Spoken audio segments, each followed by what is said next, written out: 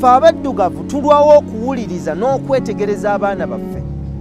Abazungu batwala ebiseera okwetegereza n'okusoma abaana baabwe.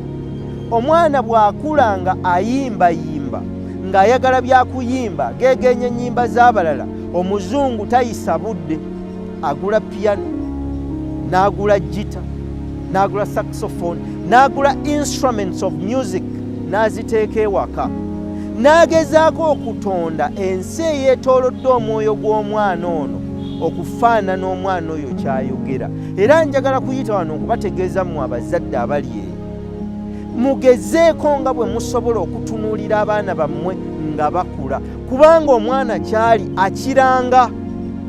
Ate era kambabulire, abaana abato bo Katonda abeeyoleka.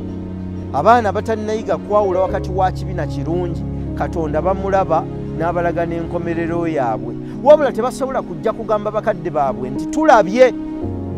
Mu kifo ky'okugamba tulabye, ate baatula bwatuzi, ekyo bo kye bawulira era kye bagambiddwa nti nze nja kuzimba ekizimbe kinene, nze nja kuba mukulembeze, nze nja kukola ebinene. Kale bw'oteeka amaanyi mu kwetegereza omwana wo, ojja kuzuula obw'omwoyo bwe osobole okumulambika mu nsi.